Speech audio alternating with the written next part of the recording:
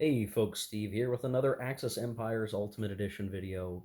This is going to be well, either the whole video or maybe just the first video in our Barbarossa training scenario coverage. I've managed to get everything set up and want to at least talk through a few aspects of things in this video. If we don't get started in this video, we'll see how long the video gets. Um, I continue my journey trying to absorb and learn Axis empires, and I can definitely say, my challenges will always be my comparison or the neural pathways in my brain having been carved by World in Flames for this sort of stuff. So I have to really relearn or unlearn certain things and try to think in the context of the underlying Krieg system, this Axis Empires to Talar Krieg system, and its legacy and its journey and evolution, and how the game models things at an operational level and a strategic level, and that's just going to be tricky for me. I think no matter what I do.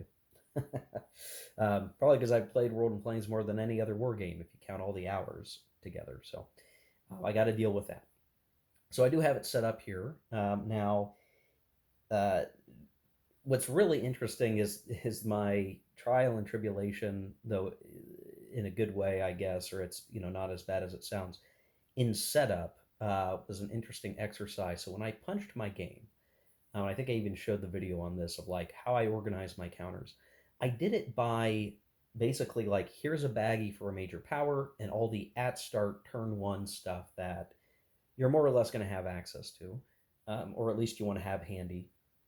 And then I separated all the other counters by the card number. So every counter has a card number on it that kind of derives like how do you get this counter? Well, you play this card or it's related to this card. And I organized it that way. So all the like later card units are all in a baggie. All the kind of midway numbers, 12 through whatever, 12 through 20 in one bag, and so on and so forth. And of course, setting up a scenario that starts after the start of 37 or 39, here being 41, 1941, had me kind of having to dip into several different bags, which I guess I have bagged and organized my game to easily set up and support the campaign game. Me doing these training scenarios, well, it doesn't lend itself to being as clean, and you having to fish around and find the stuff that you want to get. Um, but I don't see that as necessarily a bad thing, because by comparison with something like World in Flames, World in Flames kind of has that problem, but even more so because you have to manage all the force pools and get those right, and scrapping and all these other things that kind of filter in before you can say, okay, it's 1941, and each faction has each power has these units available to it. So all things considered, um, me maybe not having it organized ideally for this training scenario, I was still able to get all this set up in a pretty efficient amount of time, honestly, like less than an hour, and that's not even a consistent hour. That's like me doing other stuff and then coming into the game room and getting a bits and piece done here or there, or get this lineup set up. Um, so really not too bad. I even set up each unit to the actual historical designation that the scenario book has, because it was easier for me to organize things that way, and it wasn't that much more overhead to do it. So generally, setup wasn't too bad. It was reasonably straightforward, even with my less than efficient storage method for playing a scenario like this. The other side of that will come in when I play a campaign game and I go, oh, well, I am organized very well for that. So I can be appreciative of that. Now, this scenario is a bit different. It runs 5 turns. So we have May, June. We will have a June, July, then a July, August turn, then an August, September turn, which is also the beginning of autumn. And then we'll have a September, October turn, which will be the last turn. It also includes mud weather, which we've not quite experienced yet. The scenario is obviously very different than the case white, because the case white was really constrained geographically by having us operate just right in here, and that's it, with sort of the back door being over here. And we only had one turn to work with, and here we have 5 turns. So we have a much greater amount of space uh, in terms of geography to work with. We also have quite a bit more time, but we're still on a pretty deep timer if we want to win the scenario as the Germans. Which these training scenarios really, I mean, at least this one, bouncing off of the end of Case White, you're very much in the German mindset to achieve victory. Now, there are a few extra rules that got added here, general rules to read before playing. One is supply. So, very simply, the supply rules are really basic.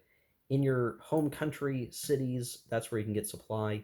You can trace back along a rail line, free of enemy units and Zocs, back to a home city you're in supply. If you're not on a rail line that leads all the way back, you basically have two hexes, uh, you know, one, two, to get onto a rail line that goes all the way back. And there's some considerations around crossing straits and crossing sea zones, but generally that's the gist of it. And if you're not in supply, that means that you're going to have issues operating. You can't move. There's a lot of things you can't do if you don't have supply. So for the Germans, it's going to be about staying in supply and then putting the Russians out of supply wherever and however they can, which means catching them out in the middle of nowhere, surrounded by Zocs, is kind of the way that we're going to seek to operate that way. We also read about weather, did that, and really the only thing we have to worry about is when it's mud, it's hard to exit enemy Zocs. It also affects retreat results by reducing how far units are forced to retreat, and a few minor things like that. So, uh, given it's just mud and we're not talking about snowstorms or anything like that, um, it's a relatively stable and straightforward weather mechanic, and we're only going to have to worry about that for one turn. Um, and then we're to read about factions and countries, and there's not a whole lot to that other than getting used to the idea that individual countries have different statuses of being active or on a war footing, which are all a little bit more complex, I guess, in the terms of the different shapes that can take for a given country than, say, World in Flames, which is a little more straightforward and streamlined, I think, in comparison. Where in this game you can have a neutral, inactive minor country that is on the war footing, and this kind of weird permutations like that that are going to matter. And then there are other things that, as we go through the sequence of play, are going to be new. We're going to concern ourselves with the seasonal victory phase, the seasonal phase, where we're going to be dealing with the cards now. So each side has two cards. The Axis have Barbarossa and Typhoon, which we will look into what all happens here when we play these cards. There's a lot of things to try to process here, which we'll get to soon enough. And then the Soviets likewise have uh, general mobilization, and they have relocate war industries. So each side's going to have some cards to play. What those cards are ultimately going to do for us, we'll discover along the way here. I do think that's going to be the biggest hurdle for me, is just understanding how exactly do these cards work? What do we expect the cards to do for us? How does this integrate with the production and replacement mechanics that are in the game? There are also a few things we haven't done yet that we're going to be taking a look at, like convoys. So, like the Germans have a convoy marker, or a couple even, and so we have, we can do a supply convoy. We can do a sorry that this is being such a butt with the focus, troop convoy, where you can move units potentially from port to port. Now, I don't know where and whether or not we're going to end up using this. Like, maybe we use it in the Baltic, maybe we would use it in the Black Sea over here for some purpose, maybe to mess around in Ukraine. Who knows? But that is going to be some stuff that's an option to the Germans, and that'll be new as well. We're also going to deal with some, or potentially deal with some conditional events, which are things that trigger under certain circumstances. You have to see if the situation applies every turn and then execute the results of those things. So, in comparison to Case White, there's a lot more going on here that we'll have to process. Other thing we need to keep in mind here is we are starting to branch into the more political elements of the game.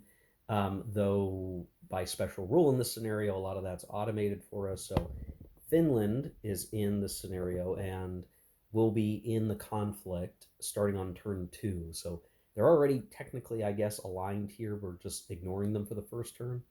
That's from the Barbarossa card, enabling us to influence, diplomatically influence a minor. I have to look at the way that the card phrases it, but basically something along those lines. What is it?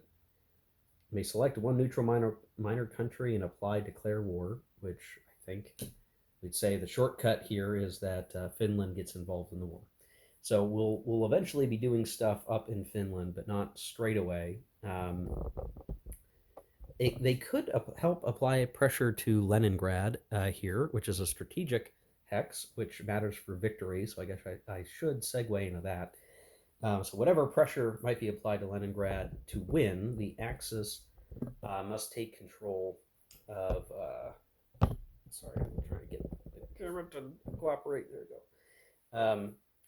Must try to get and hold three strategic hexes by the end of the 5 turns. The obvious one that we would see taken is going to be Minsk because that's the closest, and then probably Kiev would be another obvious one that we would be progressing towards if we were advancing well. And then we need one more, and really the next set. If we get towards Leningrad there in the north, then that would be just grand. Moscow, obviously a great one to get, would be fantastic. But more realistically, there's Rostov over here and Sevastopol down here, or Sevastopol, depending on your pronunciation, but I think I have heard it from people as Sevastopol, from those who live near it, so or have lived near it. So I'm going to go with that for now. I don't know. And yeah, so a couple different ways we could get there. Maybe we focus just straight banging down the middle and get Minsk, Kiev, and Moscow, and just do a dagger, shape of the dagger here, and force our way up and take Moscow. That's one way to do it, and maybe in a long term game that'd be a great way to do it because you'd be dividing Russia's forces in half effectively, and you finish up in the north, and then you can probably maintain an advantage in the south in the open terrain over time or something. Who knows? That's one option. I'm not sure what the game's, what its design in terms of the operational mechanics are going to lend itself to here, but we should just keep in mind what we think we're going to have to do here. One interesting element I do need to think about as I look here is whether or not I break down units. So in the Poland scenario, it helped to have units broken down because I created a carpet of units in front of, or as I advanced, I was able to kind of create the carpet for my units, and I could spread out, and that helped kind of lay things out the way I needed to complete the Polish campaign in a turn.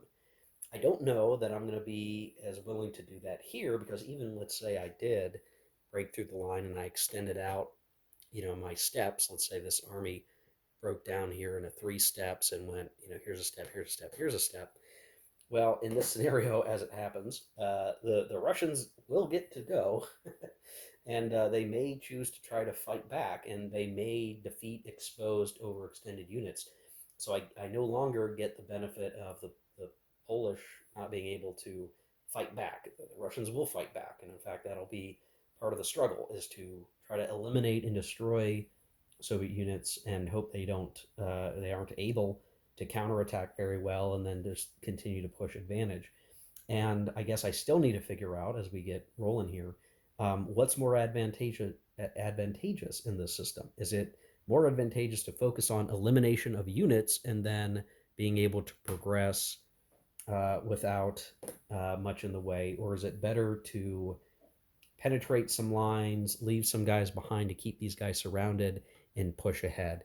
And I don't know that there's any right or wrong way. Just the way that the strategic game handles operations is going to lend itself to one method versus the other, I guess, and just how you're. What's the level of abstraction? What's the level of focus and zooming in, zooming out of what's going to happen here? keeping in mind that, we're talking about army level units in some cases here, functional equivalents to corps and others. So it's all pretty zoomed out in terms of action. And we haven't even gotten to the effects of the Barbarossa card, which are going to give us more of these blitz markers that we're going to put somewhere along here. We are going to get to place our air units, and that's going to affect things. So kind of the same puzzle breakdown with Poland, except again, it's really we're really determining how are we going to break the Soviet line? How far back are we going to go?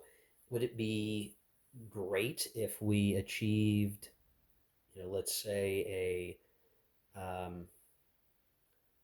say in the blitz combat we break through the line, and then in the regular combat we attack and eliminate HQs?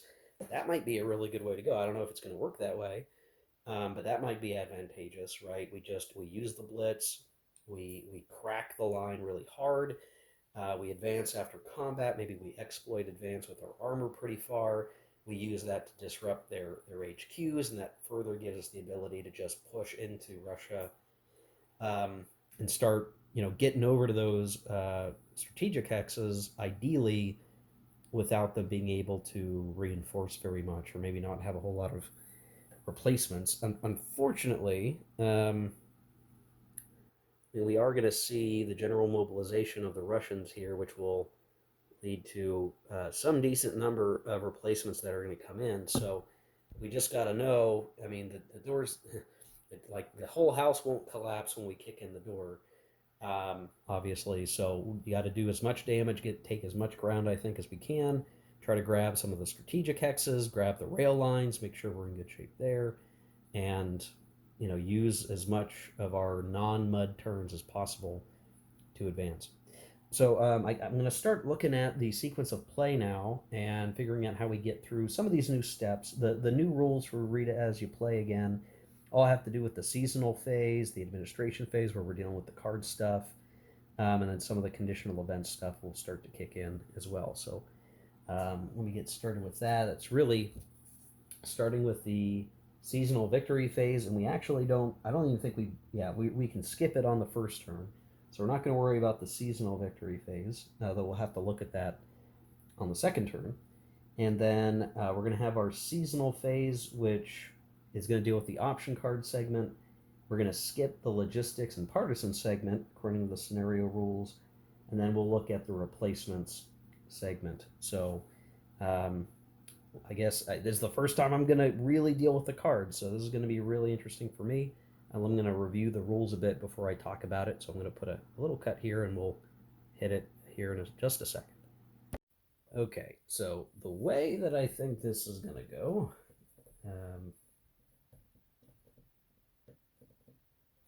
is we're going to go ahead and say our current card to be played will be Operation Barbarossa, and then we'll have our Operation Typhoon card as our pending card. So we'll keep him face down as pending for the moment, and we'll have this be the Axis card. Now we don't do the Soviet card until their faction turn. So independent of the Russians, we'll be playing Operation Barbarossa, and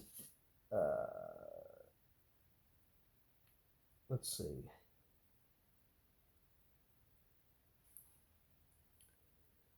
So by special rule, it says remove this card, remove Operation Sea Lion. I guess if you're doing Barbarossa, you're not doing Sea Lion in this game.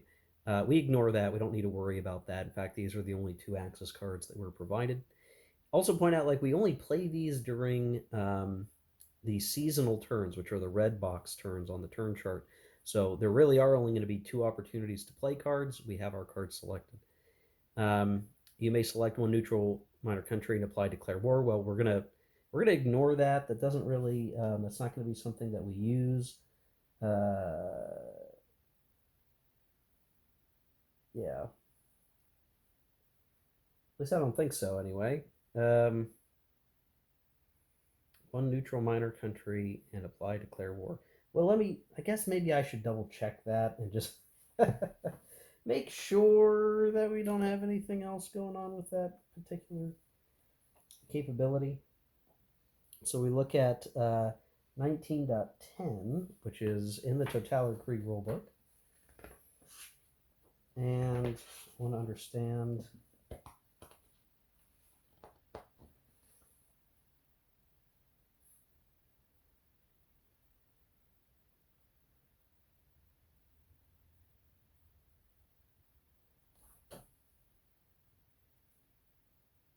Well, Romania is already in. I guess, yeah, I don't know if Axis faction received this event. Activate the neutral minor country as an allied country after determining its alignment. I don't think the Germans are declaring war on May select. So I guess, I mean, we're going to.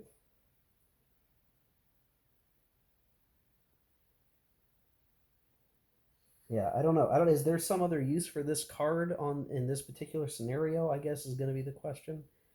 Did they align Bulgaria during this time period? I'm not. I can't remember exactly when. Um, Maybe that's the missing key here. So it does imply that we're declaring war on a minor, but we're really not at this point. So I'm going to assume that the may declare can be ignored. I don't know what else is going to go on there. This is the conditional event segment, which we're also going to ignore, that would be used to bring Finland in. So evidently, again, we could, I guess, declare war on a minor country, but um, there's really not any for us to make use of that in this scenario. So we're not going to worry about that. Total war is now in effect, so we do need to look at that. That may have some impacts to the game situation. Um, so let's see, total war. We're going to look at 12.3 and understand what will that change about the game state for being total war. We would remove all policy markers except isolationism and Ostland Accord. Okay, well, we didn't set up the policy markers for the scenario, so I guess we don't worry about that. We can remove any truce markers, okay. Pacific Limited War, that doesn't matter. There's a U.S. entry marker stuff, which we're not going to be using in this scenario. Increase the USCL marker. Okay, that won't really matter either. We could place the Victory Europe Day marker 16 seasonal turns ahead on the turn track, which that won't matter. And if any of these conditional events have not yet occurred, they are immediately triggered. The owning faction places any counters it would receive in the Totaler Krieg delay box. So there's Outbreak of War, which I guess I'm going to have to look some of these up. Their Finest Hour, which I suspect is related to Britain. Paris Threatened, which I imagine is related to France. And Russian Emergency Mobilization, which we do have some units set up on the Soviet player card that are a number of different units in an air force that would come in to support the Soviets, I suspect. At the very least, we're going to end up triggering that. So let me double check the rest of these conditional events. But otherwise, I suspect that Russian emergency mobilization will immediately become triggered here because we're going to total war. So we're still, just as a reminder, still executing the Barbarossa card. So we're handling total war, and then we'll get to the force pull and delay box and replacement segments soon enough. But let me go double check all those conditional events.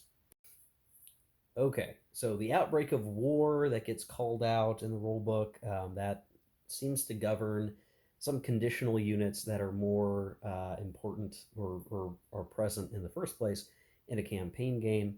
The two Western Allied oriented events do have more to do with, again, factions that are not part of the scenario, so really easy.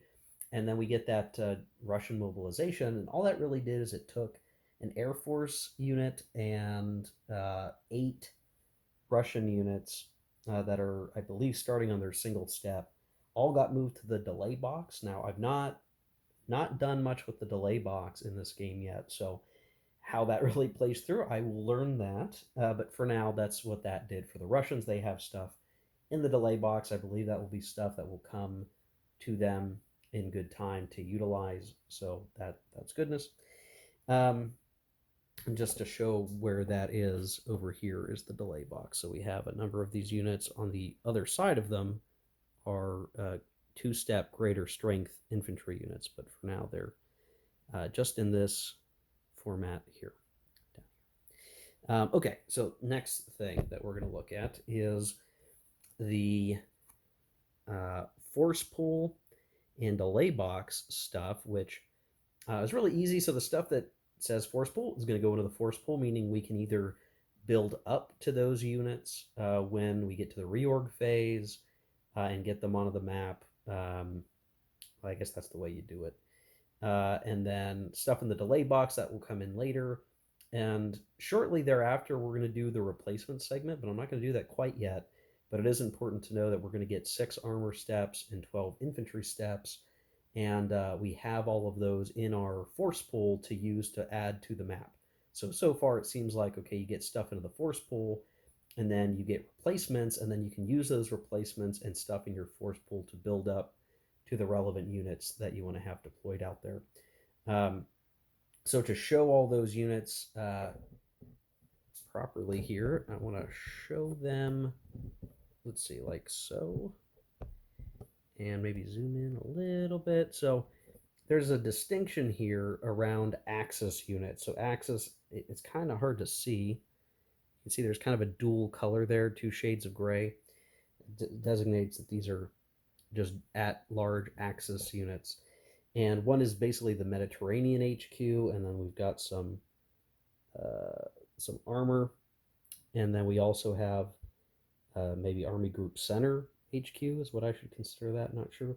And we get these multi-step infantry and panzer armies that will go into, again, the force pool, meaning we can build up, we can create these. Likely with the reinforcement or replacement steps that we're going to get, we could build up to these. And then here's the Air Force and the subfleet, which will go into the delay box. And I guess when the time comes, we'll talk more about what to do with the subfleet and just what all can we do. So stuff in the delay box, easy peasy. And then again, force pool. And I think I've got to start looking at these units that are better. Like it's better to build up to the 443s than the 342 in most cases. So I need to watch for that. Obviously, having more armor, panzer armies in the force pool, that's nice. I'd like to build those up where I can. So far so good. And then the replacement segment, which just double check. I guess this is one of those things, like I need to understand, like, do we just get these replacements this turn? I guess we would. So when we talk about getting 6 armor steps and 12 infantry steps, like, is that all we're going to get?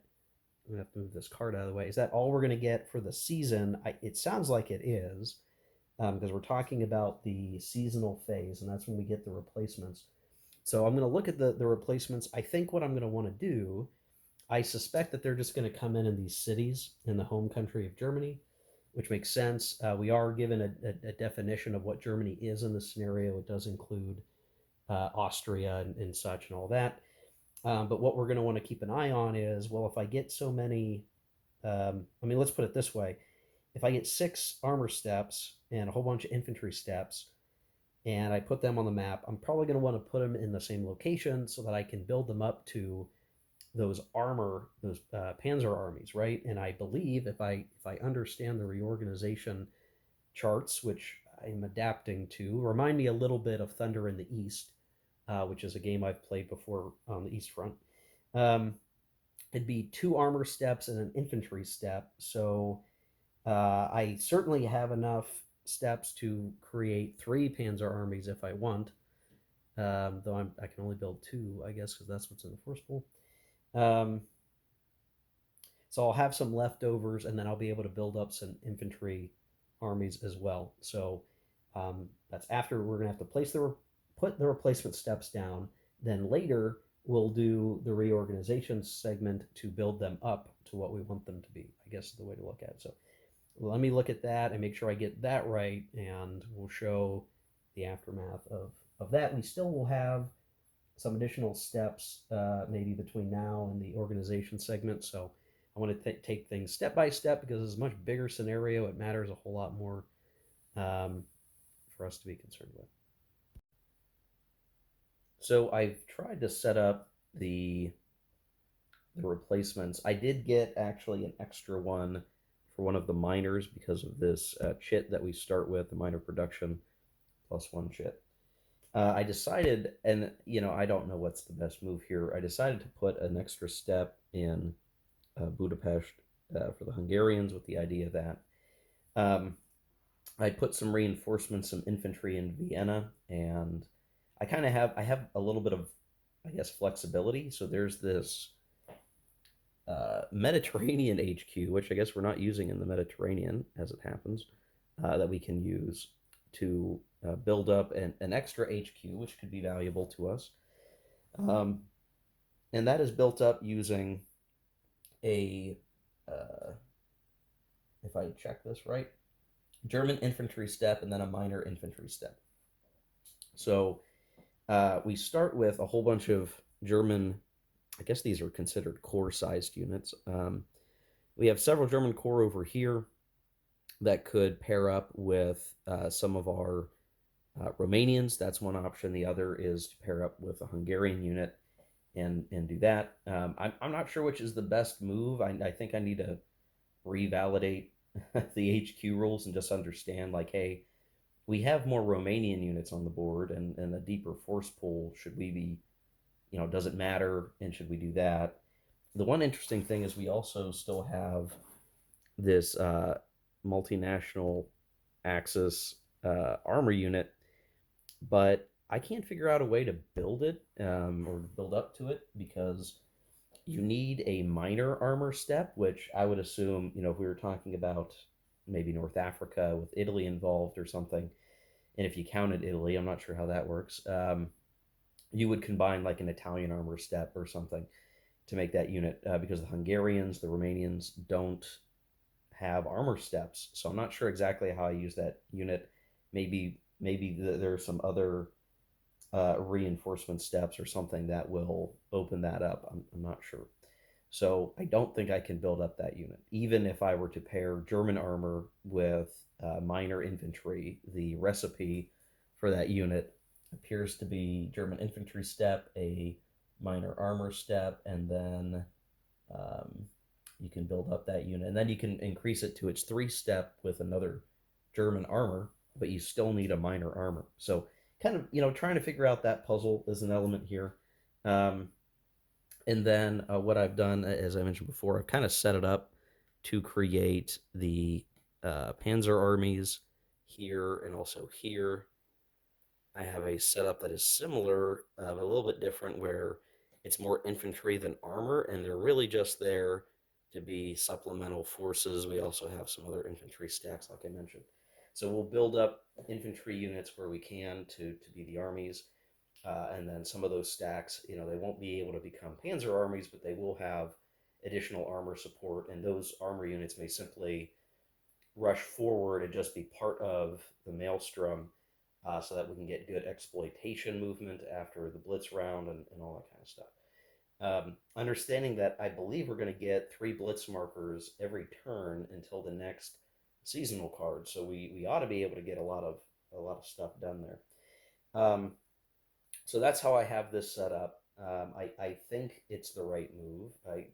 This is all kind of hard to be sure of. I guess I'll put it that way. Just is this going to work out the way I think it's going to work out? Because what I'd like to do is, there's a Panzer army here, Panzer army here.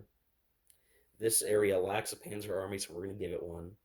And then I do want to make sure there's more armor reinforcements coming up through here. So as we break into the more open terrain out here, we'll have several opportunities to use blitz combat and exploitation movement by having those armor corps supporting as well. So we're distributing our armor steps enough. I still am unsure, should I be breaking down some units just to have the ability to lay a carpet out with the units as they advance. And I don't know. I'm not sure how all this is gonna work. A lot of unknowns to come here. So when we're done with the replacement segment, we don't have to worry about naval construction. There's really no political events that I can tell. I did find there's something in reviewing the conditional events where, like, you don't want multi-step German units in these Axis miners because that's considered occupying them. So I am avoiding, if I build up units down here, it's going to be as those multinational HQ or units. Once we get into Germany proper, I guess, or not Germany, gosh. Once we get into Russia proper and we're not in the minor territory, then I can look more convincingly at merging those guys up. So it just makes things maybe a little bit slower over here as we get everything situated, which will feel a bit historical there as the main punch occurs, here, here, here, that sort of thing. Um, so now we get to the support segment. There's no return to base. I don't have anything for that. Fortress conversion. I don't think the Germans need or want to do any of that, or maybe even can. Um, Beachhead maintenance. That's. I'm sorry. I'm looking at the wrong part of the sequence of play, guys. Sorry. Return to base. No. Beachhead maintenance. No.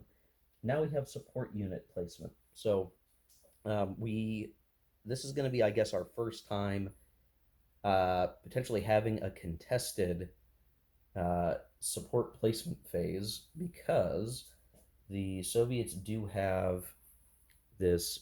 Let's see, we get the focus. This interceptor unit, which doesn't do a whole lot of special things. It's just you can place it to contest an Air Force placement. So we have this now. This is where the support markers really start to become an element of this game more than just what they were in Case White, where we set stuff down, we try to figure out the best way to use it. Well, here in this game, there is a big focus on basically nullifying your opponent's support with your own support, and then hoping to do better on the delay DRMs. So this is the part of the abstraction that is hard for me to accept because I'm so used to a more deeper level simulation, I guess. Maybe simulation is a strong word in other games, but here it's, well, there's going to be a German Air Force. There's going to be these Soviet interceptor units. They're gonna fight. The fact that they're fighting will keep the Air Force marker from staying on the map and affecting the game state. Both of those units will go to the delay box, and based on what you roll for the delay rolls about when they return to your force pools to be used again, you can sort of like backwards derive who won that conflict if there was winning to be done. So, if the Soviets roll a 6 and the Germans roll a 1 or something, well, the Germans are going to get their Air Force back much sooner. The Soviets are going to get theirs much later, and you infer that the Germans kind of came out okay, like they had a little tussle there, but the Germans were able to refit and refuel and repair their planes ready for action much sooner than the Soviets, who have had to, maybe you could consider it like trying to piece together the whole interceptor force, whatever that unit really represents, took much, much, much longer. And in the interim, if you have a lot more support markers and they're staying in play sooner than your opponent has fewer support markers, and or they're taking longer to come back into the game, you're going to have some period of time where your support may be either uncontested or you're just going to have so many resources at play that um, you're in good shape. Now, because I'm playing the solitaire, I'm just going to have to do something weird. Like, I think what I'll do is I will place the German Air Force markers, of which we have 3, and I don't see any reason why I wouldn't maybe try to use all 3. I say maybe I should keep one in reserve and and maybe hold on to it. But I'm figuring let's just go, we got to go big. We got to crush that line on turn one. So let's use all three. And then what I'll do is I'll roll a die to randomly determine which of those three Air Force markers the Soviets will try to contest, just because I don't know that I have a good feel for what would be best, because all of them, all three, are going to be used something like one around here, one around here, one around here, right? There's not that much thinking to it. Just, if you're going to try to stop one of them, which one is best? I could maybe think maybe the South is best. I don't know. Um, but that would be, that's what maybe I'll do, and we'll just see what happens with that. We're also going to have the three blitz markers, which are going to be placed something like, there, and there, something like that. Not exactly. I need to think it through. But I'll put a cut here, and when we come back, basically I will have placed all the support markers, and you'll be able to see just what the game plan is. A lot of this is going to come down to planning the retreat lanes. Where do I want the Soviets to retreat if they retreat and I don't destroy a unit outright? What will be most advantageous? How can I get over to those HQs? And now notice the HQs, if you can see it, they have 3 steps, so they're hardy units. How can we get in there and hurt them as well over the coming turn? So I need to be thinking about those things, and this is where I think if you're going to be sitting there thinking things through, especially if you're playing this game opposed, I think the support marker placement, or the support segment rather, is what it's called. The support segment is probably going to be a huge amount of your time spent. The combat stuff goes pretty fast once you've already determined what you're going to do. Well, you just roll through the dice, and you can figure it out. And even exploitation and advance after combat's not terribly complicated. But if you're going to do your attacks efficiently or very well, you have to spend, it feels like, most of your time figuring this out during the support segment. Where are these resources going? That's really going to help drive your offensive, and it's going to impact those retreat lanes, which feel very important to figure out. And I have to say, even just right this second, I don't know what I want that to look like yet. And then knowing that, we will do our reorganization segment, we will build these units up, they will get a chance to move forward and be involved in these combats. So I can kind of guesstimate, that I'm going to have a, 4 or 5 or more to 1 odds on some of these attacks, or maybe less, and I can start to figure out what the outcomes will be before we start rolling dice. But that takes some sitting and some considering, and could lead maybe to some downtime in an opposed game, maybe where you maybe put a time limit on it, where you're really figuring out the right order of operations. This is something that happens in World in Flames as well, where there is sort of this, the sequence of play is structured a bit differently, but you certainly get to a point where you really need to think about what are you going to try to do, and then you execute the sequence of play in concert with that. So this part maybe isn't unknown to me, but the challenge is the efficient use of the Air Force, the blitz markers, how and what exactly are we going to do to make all of this work the way we think it ought to. So I'm going to start figuring that out. Okay, so here I think is going to be our placement. Now, again, granted, there's an order to this, so we ordinarily should be placing our support convoy markers before we place our blitz markers, and any contention, any use of Soviet markers to contest our placement would occur before the blitz markers. But just to keep everything organized, I'm doing it this way. So my thinking is, and this could be very, very poor thinking on my part. We're going to have the blitz marker here that covers this northern area, and the Air Force is going to cause these guys to either retreat up to here and get stuck, or retreat over through here, maybe into the HQ, and we overstack the HQ hex. I don't know. Same thing with this. We're kind of funneling the retreats through here. Still not sure if that's what I actually want to have happen, but I also want to make sure I'm spreading out the bonus for the Air Force in general. So there's that blitz marker here for the center area. That's where a lot of armor punch is going to occur, or some of our armor punch. will occur, and then a similar situation, blitz and Air Force marker here. So we're forcing, certain retreat priorities. I don't know. I don't know if any of these are really good moves, to be honest. I'm still questioning very much the Air Force placement. Is it better to do this and then we're forcing the retreat this way? I mean, actually, maybe that is the better move. If we attack here, he's either going to go this way or he's got to go, I guess he's got to go this way and retreat into and through, or retreat to the HQ, and then maybe be in danger of, I guess I don't know. This is one of those things. I'm like, I don't quite know how I want this to roll. Um, so that's my difficulty here. Now, it might not matter because one of these three Air Force units is going to get deflected out by the interceptors.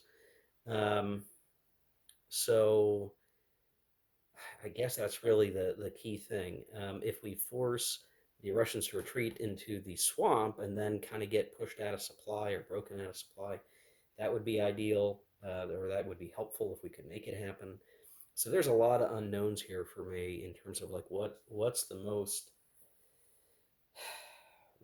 advantageous way to go at this. The alternative also would be to try to make it so that we isolate the HQs where possible. So we keep the Russians, like maybe we do this, and we keep them from getting to.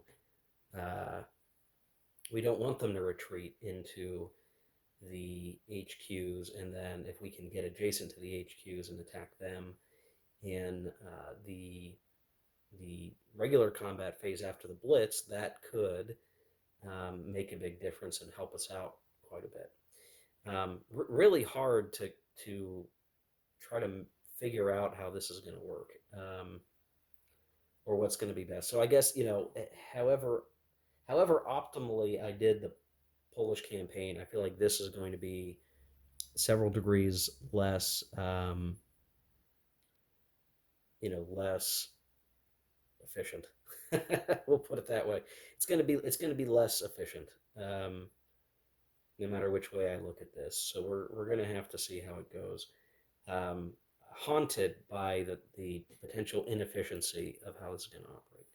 But anyway, we do have to do the interceptor here. So this is the interceptor. Let's see if we can focus on that. So long as the place that we put this guy, come on, focus, is within 3 hexes of an airbase, which for the Soviets right now, that's very reasonably achievable anywhere.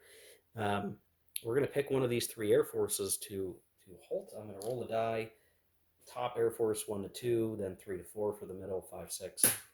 We go 5, 6. So what happens is both the interceptor and this Air Force, and I guess this is a pretty good one, I guess, if I were to pick one, because they're going to break open in the southern Russia or the Ukraine.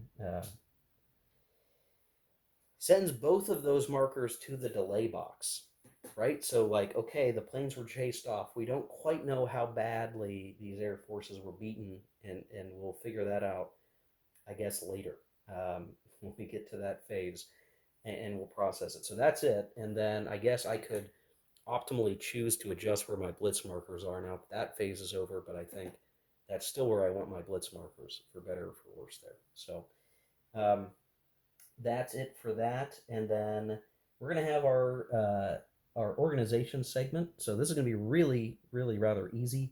Um, so as we go to grab our Panzer armies, again, we're gonna use uh, well, let's see, armor and infantry step to get the two-stepper, and then we're gonna flip him to the third step by getting rid of this guy. So those guys are going to go back to our forceful, I think.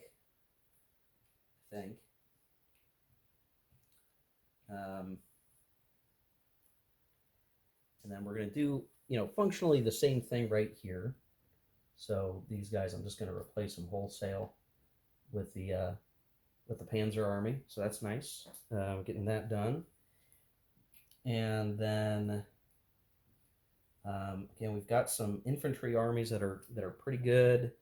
What are our options here? Well, what we could do is we could get rid of two and just have this sort of weakened infantry army with an armor support, and I guess I'll do that. And then we'll have the opportunity to buff those guys up a little bit later. And then, and maybe I can even look at, honestly, using these guys for that purpose on a future turn.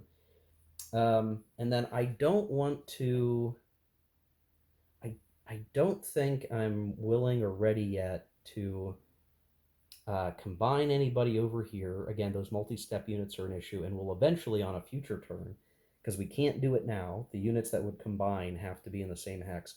We're eventually going to get that multinational HQ on the board as time permits us. But again, we're going to have these guys, these three core, eventually look to stack with those sub optimal three steppers and build them up to three step. We're gonna have to do that on another turn, a future turn. Um, so with that organization step done, I mean, I don't think we're going to do any breakdowns. I don't think there's much more for us to concern ourselves with there. I think we can move to the operational phase of the first turn for the Axis turn. Geez, and remember, for all this stuff that we're doing, we're going to end up doing sort of the reverse side as the Soviets and deal with the aftermath of all this craziness, which could make for uh, maybe there won't be much for them to do.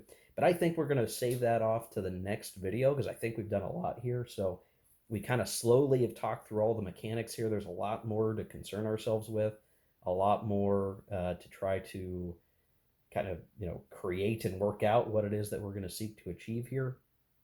Um, it's interesting to figure out the organization stuff just because it does mean when you're stacked up and you're organizing into larger units that you get more efficient stacking. So now, instead, you're usually max 3 units, but you could have 2 units with 3 steps and be pretty robust there, and be in good shape and probably have a lot more factors to throw. So I see that, but the converse of that is, well, if you're broken down, you could lay a better carpet, and I feel like I don't have a huge carpet waiting to be thrown out if we advance or we push the Soviets back to some degree. I'm a little worried about that. But we'll figure it out. We'll figure all that stuff out. And this, while I can say, yeah, my case white was efficient, I think I'm going to start running into challenges with this one. But in the next video, guys, we'll do our operational movement, our combat phases, reserve movement, final admin, and all that for the Axis. We'll flip it for the Russians, and we'll keep playing. This will probably be maybe like half a dozen uh, parts for this whole training scenario. I'm going to pick up the pace as we get rolling here, but um, at least for this first turn, I'm kind of slowly, diligently going through the mechanics. So that's going to slow us down a little bit. We'll pick up the pace a little bit later. So thanks for watching if you've been watching, and we'll see you in the next one. Take care. Keep gaming.